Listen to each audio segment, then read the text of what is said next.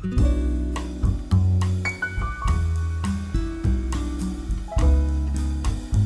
abi, bu ses yapan şey şu kamera. Neden? Bu kamera fokusladığı için, yani optik zoom yaptığı için oynar. Oynadığında, bu sallandığında bu ses yapar. Kenardaki metallere vurduğu için.